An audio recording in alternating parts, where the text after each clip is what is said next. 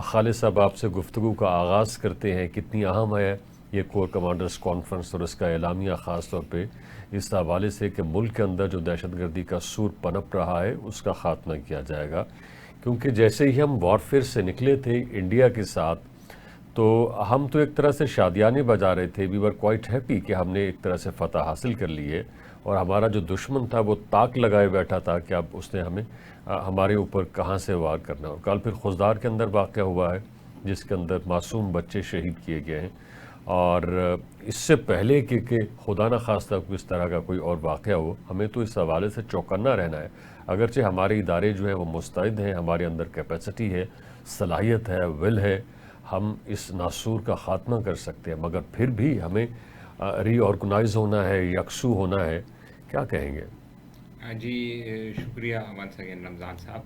Actually آپ نے جس طرح کہا کہ پہلی یہ جو آج کی کور کمانڈر کانفرنس ہوئی، تو یہ اپنے اس میں ایک بالکل منفرد کانفرنس ہے.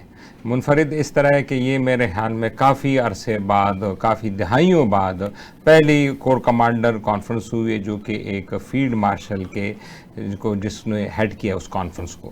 پہلے ایوب خان نے کی ہوگی 60s میں، اور اب یہ جنرل عاصم منیر صاحب نے جو کی ہے تو یہ تو اپنی نوعیت کی پہلی اس طرح کی کور کمانڈر کانفرنس ہے.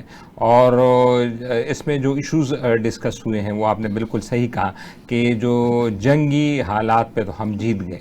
وہ صرف ہمارا میڈیا نہیں، ہمارا ISPR نہیں، انٹرنیشنل میڈیا نے اس لڑائی کو جس طرح کوریج دی ہے کہ ہم نے کس طرح ان کے جہاز طیارے گرائے، ان کے ڈیپوؤں پہ حملے کیے، ان کے بیسس کو تباہ کیا، تو وہ دنیا شاہد اس پہ ہمیں کچھ کہنے کی ضرورت نہیں ہے. انٹرنیشنل میڈیا کا کافی ہے. اور پھر جس طرح انٹرنیشنل میڈیا ہی جس طرح اس نے رپورٹ کیا کہ کس طرح ہندوستان گیا اور سیز فائر کی، تو یہ تو ہو گئے سیز فائر. اب یہ اس میں بدقسمتی ہے کہ نریندر مودی اپنے ووٹ کے چکر میں یا اپنے فیوچر پالیٹکس کے چکر میں مکمل امن کی طرف نہیں جانا چاہ رہے.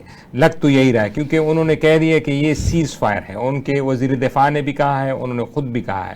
اب سیز فائر کا تو مطلب ہے نا کہ ٹیمپرری سیز فائر، جس طرح یوکرین اور روس کے درمیان بھی ہوا ہے، یا پھر فلسطین اور یہ جو اسرائیل ہے وہاں پہ بھی سیز فائر ہوئے ہیں. تو وہ تو کبھی بھی کچھ ہو جائے، اللہ نہ کرے کسی طرف بھی، اور یہ سیز فائر ٹوٹ جائے گا، دوبارہ ہم اس حالت جنگ میں چلے جائیں گے. اور دیکھیں جنگ کو تو کوئی ملک کو یا کوئی ایون فوجی بھی پسند نہیں کرتا، اس میں بالآخر تو بے گناہ مرتے.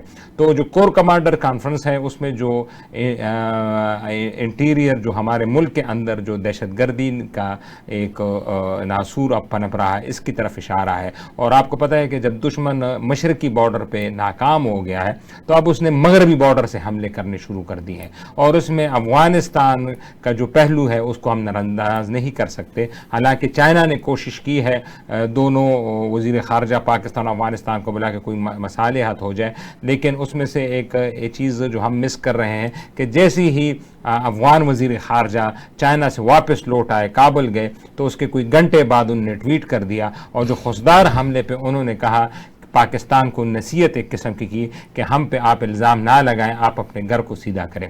تو افغانستان کو ہمیں ٹھیک کرنے پڑیں گے، تعلقات کو ذرا امپرومنٹ کرنے پڑیں گے.